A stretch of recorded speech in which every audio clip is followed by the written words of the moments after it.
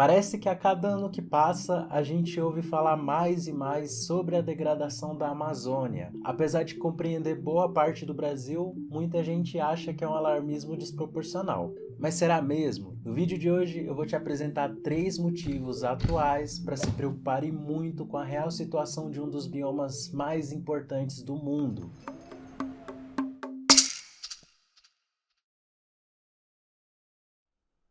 Olá, meu nome é Christian Arius Seremeuá, eu sou indígena do povo Chavante com ascendência Guarani-Andeva. Esse vídeo aqui faz parte de uma série feita em colaboração com o Instituto Centro de Vida e FEPOINT, que é a Federação dos Povos e Organizações Indígenas do Estado do Mato Grosso. Um estado-chave para a gente entender esses assuntos envolvendo meio ambiente, economia, povos indígenas e tradicionais, por também ser um dos 9 estados que compõem a Amazônia brasileira. Aí aproveita agora, não se esqueça aí de se inscrever aqui no canal, deixar seu like e compartilhar com seus amigos para ajudar, principalmente porque a gente tem tentado voltar aqui com a frequência do canal e apoiar essa série aqui que a gente vai trazer para vocês. Infelizmente, quando a gente fala sobre esse assunto, muitas pessoas costumam confundir o estado do Amazonas com o bioma Amazônia.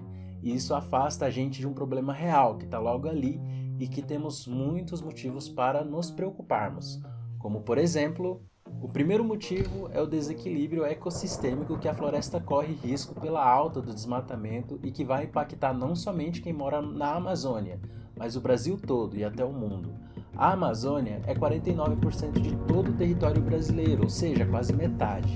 Apesar da gente ouvir muito sobre sustentabilidade, respeito ao meio ambiente, a derrubada da mata não tem diminuído muito não, pelo contrário, ela tem aumentado. Desde 2012 até 2020, a taxa anual do desmatamento aumentou 137%. E isso não são informações inventadas por ninguém. Imagens de satélites estão produzindo muito nitidamente onde estão acontecendo esse desmatamento. Mato Grosso, um estado conhecido como a vitrine do agronegócio brasileiro, é responsável pela segunda maior área desmatada do bioma, sendo que em 2020 teve a maior taxa do desmatamento dos últimos 12 anos. Foram 249 mil campos de futebol de floresta derrubada no estado. 88% dessa área foi desmatada ilegalmente, ou seja, sem a autorização de qualquer órgão do meio ambiente. Além do desmatamento, a degradação da floresta também é um problema. Os incêndios florestais, exploração de madeira ilegal e outras perturbações. Em Mato Grosso, quase 40% da área com exploração madeireira entre 2018 e 2019 foi ilegal. O desmatamento e a degradação causam um desequilíbrio no ambiente, cujos efeitos ainda não dá para saber ao certo, mas um deles é sem dúvidas a alteração nas chuvas. Pesquisadores preveem que caso a situação não mude, as chuvas vão diminuir e vão impactar as plantações. Eles mostram que quanto menos floresta, menos chuvas também. Isso porque a floresta amazônica funciona como uma grande bomba d'água. Ela bombeia a água do solo para a atmosfera a partir de um processo chamado evapotranspiração. Assim, a floresta ajuda a formar grandes volumes de chuva, que parte cai na própria floresta e a outra parte é levada para outras regiões do país. Isso é chamado de rios voadores da Amazônia. Esses rios são resultado de um serviço que a floresta presta gratuitamente, sendo importante para diversas atividades humanas, como produção agrícola no Mato Grosso. Com o avanço do desmatamento e, consequentemente, a redução das chuvas, o próprio agronegócio da região será prejudicado. Ou seja, os fazendeiros que estão desmatando agora podem ter sua própria produção prejudicada. É o que os cientistas chamam de agrossuicídio. Então, sim, o regime de chuvas, diferentemente causado pelo desmatamento na Amazônia, vai afetar diretamente não só a água que chega nas torneiras das cidades, mas também a economia, a produção agrícola. Bom, agora vamos para o motivo 2. O segundo motivo é o aumento dos incêndios florestais. Mas por que a Amazônia pega fogo? Os incêndios florestais têm relação direta com o desmatamento da floresta que falamos antes. Em geral, coloca-se fogo depois do desmate para a chamada limpeza da área. Área essa que vai virar pastagem para boi e cultivo de lavouras como soja e milho. Beleza, vamos falar sobre o Mato Grosso, que tem 3 biomas: o Cerrado, o Pantanal e a Amazônia. O Cerrado tem os incêndios florestais como um fator natural do bioma, apesar de muitos dos incêndios serem motivados por ações humanas. Mas o Pantanal e a Amazônia não, pois de forma geral são mais úmidos, ou seja, incêndios nesses lugares, em sua maior parte das vezes, acontecem de forma intencional, criminosa e não natural. E em 2021, antes mesmo do período proibitivo, que proíbe o uso do fogo por causa do período da seca, a maior parte, 70% de todos os focos contabilizados, foram na Amazônia. Focos de calor são pontos identificados por satélites na área de fogo. No período seco, quando o incêndio sai de controle, o fogo pode ameaçar os povos indígenas, grupos da agricultura familiar e comunidades tradicionais, por motivos muito óbvios.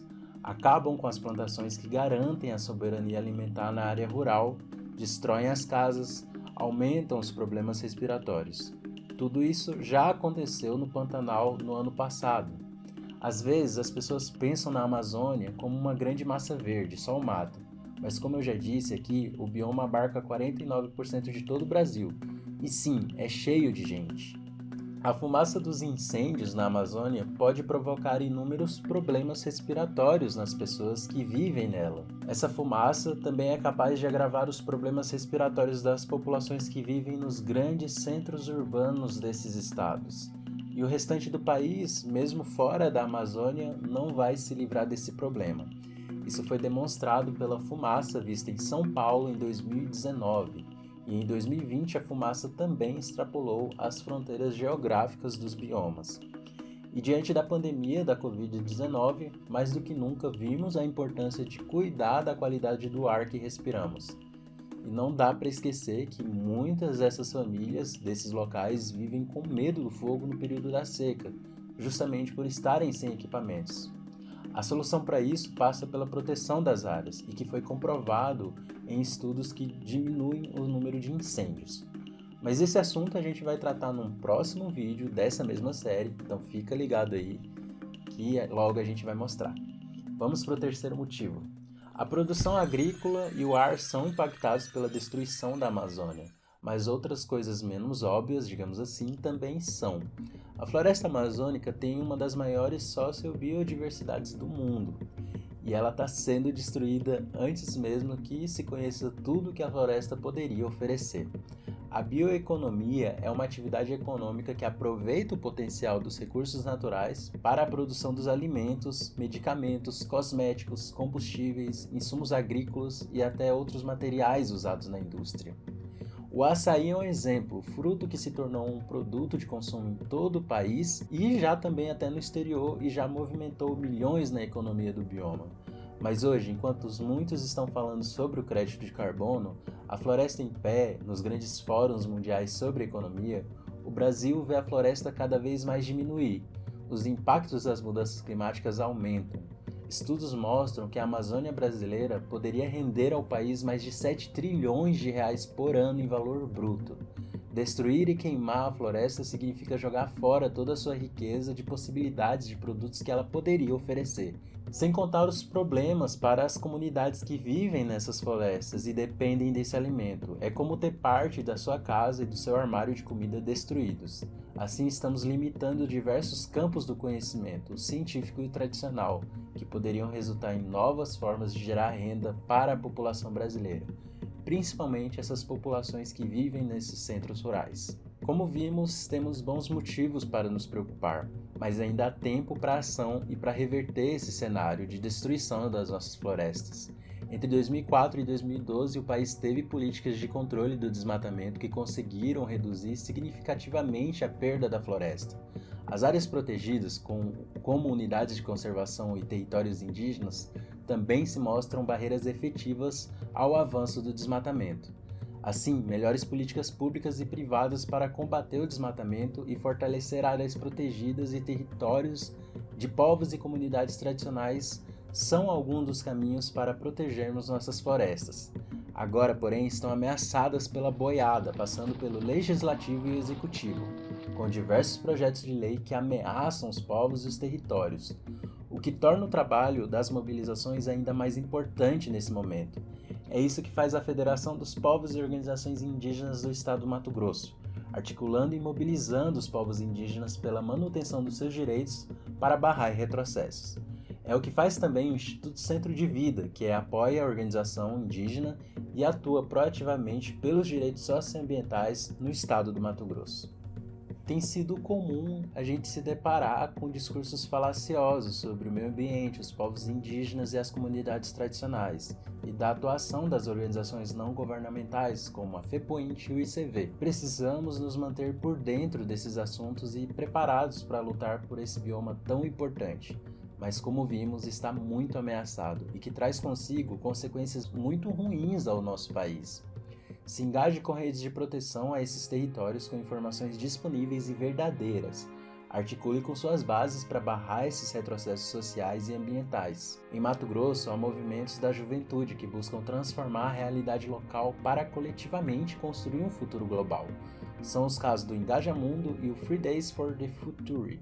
Desculpa o inglês, qualquer coisa. E caso vocês queiram se informar mais sobre a situação socioambiental do Mato Grosso, procure o trabalho realizado pelo Instituto Centro de Vida, o ICV. Bom, gente, esse foi o vídeo. Muito obrigado por assistir até agora e até a próxima.